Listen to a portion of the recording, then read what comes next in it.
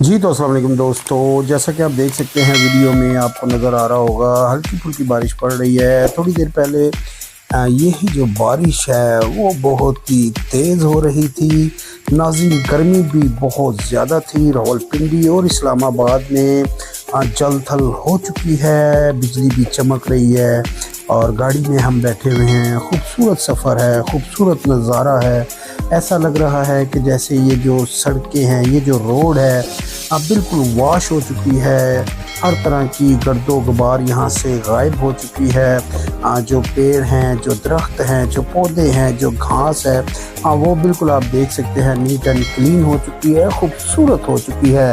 नाज़रीन, पिंडी और इस्लामाबाद की बात की जाए तो जैसा कि आपको मालूम है मुख्तलिफ शहरों में भी गर्मी पड़ती है और शदीद गर्मी पड़ती है और सूरज जब अपनी पूरी ताकत के साथ कह लें कि गर्मी बरसा रहा होता है, उसके बावजूद भी कह लें कि इस्लामाबाद और रावलपिंडी वालों को कुदरती तौर पे यहाँ से या कहीं ना कहीं से ठंडी हवाएं आनी शुरू हो जाती हैं। रावलपिंडी और इस्लामाबाद वालों को ये कह लें कि एक बहुत बड़ा बेनिफिट है और बेनिफिट का नाम है जो रावलपिंडी इस्लामाबाद के गिरदोनुमा में जो पहाड़ हैं, मारगला की पहाड़ियाँ हैं, फिर मरी की तरफ से अमूमन जो है बादल घने आ जाते हैं, मरी की तरफ से ठंडी हवाएं आ जाती हैं, बड़ा खूबसूरत माहौल बन जाता है।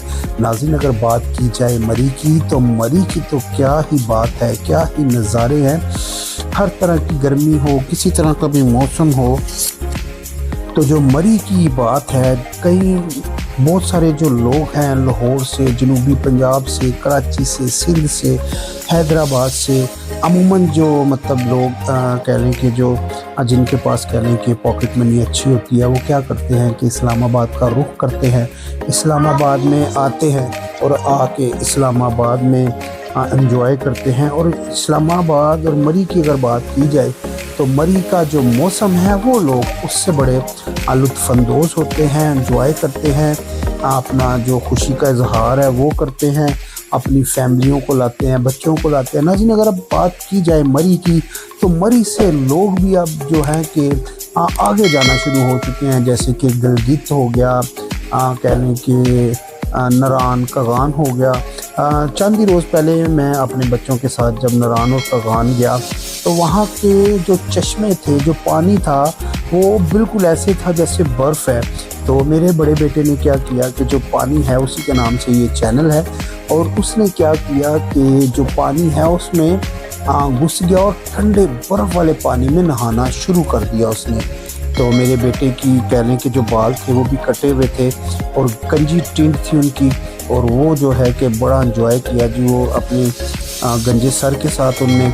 और ये नाज़रीन, मैं आपको बता दूं कि इनने अपनी खुशी से मेरे बेटे ने अपनी गंजी टिंट करवाई और फिर उसके बाद वो रोना शुरू हो गया। मेरे बाल वापस लगाए, तो फिर उसके बाल लगाने के चक्रों में ये जो टिंट थी इसकी हमें 25 से 30 हज़ार रुपये में पड़ी। फिर हमें इसको सैर करवानी पड़ी, फिर इसका मूड सही हुआ।